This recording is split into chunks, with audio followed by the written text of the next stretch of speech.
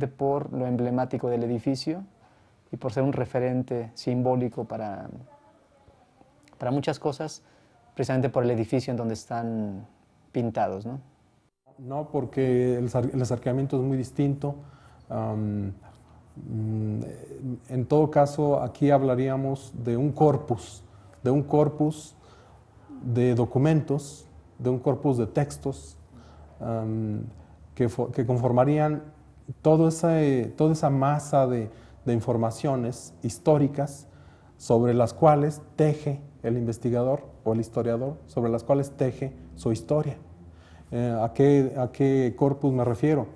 Esencialmente me refiero a obras impresas y manuscritas que tuvieran que ver con la teología, con el pensamiento teológico del siglo XVIII, con el pensamiento científico del siglo XVIII, obras herméticas incluso obras herméticas, sobre todo del hermetismo científico del Renacimiento, que tuvo incidencia posteriormente en el siglo XVIII, obras herméticas, obras de la hermética mística o cristiana, que tuvo representantes fundamentales en el Renacimiento y que tuvieron también incidencia en el siglo XVIII, obras esencialmente de la tratadística arquitectónica, es decir, los tratados de arquitectura de la época. Esencialmente estas 4 o 5 grandes categorías de textos fue necesario analizar bajo esta metodología de tipo cualitativo, de plataforma hermenéutica analógica. Entonces no se puede hablar realmente de una muestra en el sentido estadístico, sino de un corpus de documentos sobre los cuales se trabaja el acto hermenéutico y los modos de sutileza hermenéuticos de la interpretación. Bueno, la muestra fueron 280 organizaciones aquí en Aguascalientes, fueron pequeñas, medianas y grandes. Para tomar la decisión de la muestra, tuvimos que verificar primero, bueno, influyen muchas cosas, sobre todo los directorios con los que contábamos de las empresas. Como se iba, nuestro sujeto clave era la alta gerencia, la colaboración que íbamos a tener del alto directivo para contestar nuestro instrumento, pero también ya cuando nos decidimos hacer el análisis estructural, nos dimos cuenta que ese tipo de análisis se tiene que hacer con estudios de muestras grandes. Si nosotros hacíamos un estudio con 100 empresas, el análisis estructural no se puede desarrollar, el software no corre y los resultados no son significativos. Entonces, este análisis estructural es posible hacerse solo con 200 casos para arriba. Nosotros tomamos los directorios de varias cámaras de la misma Secretaría de Desarrollo Económico. Quiero decirles que es muy difícil el trabajo de campo en las organizaciones porque desgraciadamente los directorios normalmente no están actualizados. Hay veces llegábamos a las empresas y pues la empresa ya no estaba y en los directorios ahí nos decían que sí estaba o no las localizábamos. Entonces dependió, originalmente nada más lo pensábamos hacer sobre la industria textil y de la confección, pero había una limitante que tenía la investigación que era no podíamos incluir empresas maquiladoras porque las maquiladoras o las franquicias normalmente no manejan la innovación, no están muy comprometidas a esto de la orientación a mercado como una cultura que salga de la alta gerencia. Entonces esas empresas estaban descartadas del estudio. Y cuando empezamos a verificar todo esto, pues la gran parte de las empresas de textiles eran maquiladoras, no las encontrábamos y se vino reduciendo nuestra población a un número muy pequeño de empresas. Hasta que tuvimos tener que subirnos a los demás sectores. y aunado que la investigación no era para investigar las microempresas, sino que las pequeñas, medianas, es decir, arriba de 15 empleados. Y la gran mayoría de las empresas aquí en nuestro estado, como en México, son de microempresas. Entonces se vino disminuyendo hasta que nosotros tuvimos que tomar la decisión de hacer un estudio que llamamos por conveniencia, no fue un estudio probabilístico.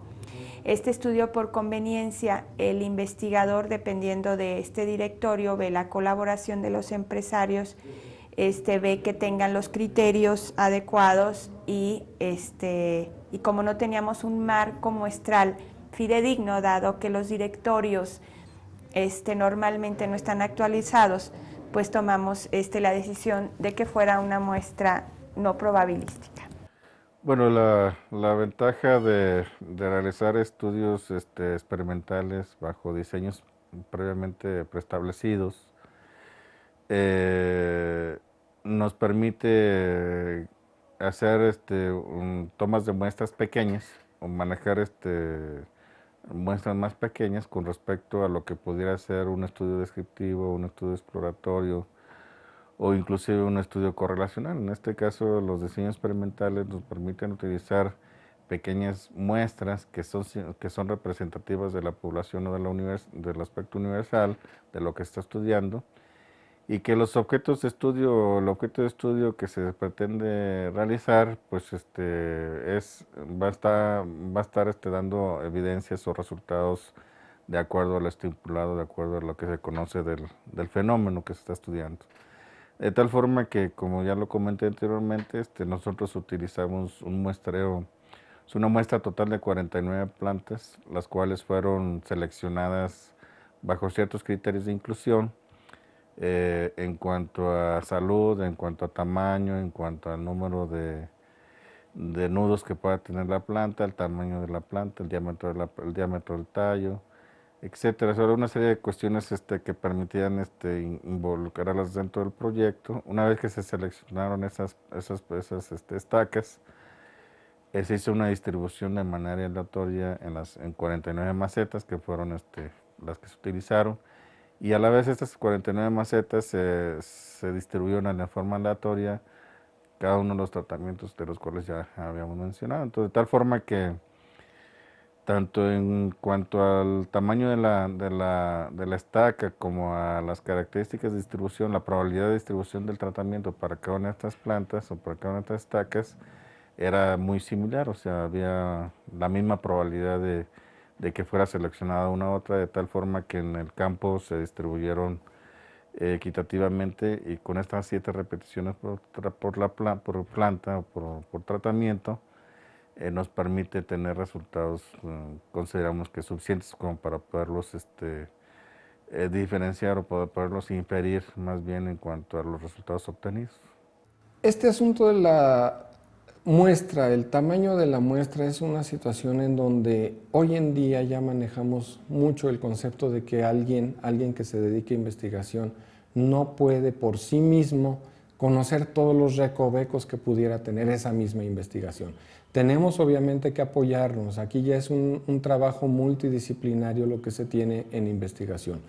Hay alguien que tiene como investigador responsable la idea de un trabajo, la justifica en base al marco teórico, pero cuando estamos en por cuestiones formativas que tenemos en el área, no manejamos algunas cuestiones de determinación de muestra, análisis estadístico, y entonces en esto tenemos que trabajar como equipo. Ese equipo básicamente se relaciona, en nuestro caso, con las personas de salud pública. Las personas de salud pública que colaboran con nosotros ayudándonos a determinar la muestra, aunque también se cuenta con algunos paquetes estadísticos en donde, en función de lo que esperamos obtener de la muestra, los resultados esperados, la frecuencia esperada, tomamos un tamaño de muestra en base a los paquetes estadísticos. Sin embargo, aquí, en cuanto a lo que es tamaño de muestra y análisis estadístico, nos apoyamos mucho en la gente que son expertos en ello. Sí, los números, en este caso, la parte de validez de nuestros experimentos en función de un X número de animales, ¿no? Entonces aquí nosotros usamos muestras, lo que llamamos muestras de población. Nuestras muestras de población, en este caso, pues la población de ratas. Entonces nuestras muestras de población, como son experimentos donde la incidencia de la esclerosis múltiple es muy irregular, aunque se haya inducido, pero no todas la presentan con cierta magnitud, el desecho de algunos animales es muy grande. Entonces, normalmente manejamos grupos ya con la enfermedad bien fincada, eran 10 aproximadamente, 10 animales más menos 2. Entonces tenemos un promedio de este número de animales, el cual tomamos como muestra para cada uno de los grupos. Entonces trabajamos aproximadamente unos 10 grupos, pues eran aproximadamente unos 100 animales. Entonces decidimos esto en función de que, primero, pues para fines estadísticos, que tuviera validez, y por otro lado, pues que fuera representativo, ¿sí? Y sobre todo porque tenemos una incidencia de irregularidades en la aparición de la enfermedad, porque como cada individuo responde de manera diferente, estandarizarlo por grupo era un poco complicado. Entonces llegábamos al, digamos, nuestro límite inferior de animales, fueron 10 por grupo, de esta serie de 10 grupos, ¿no?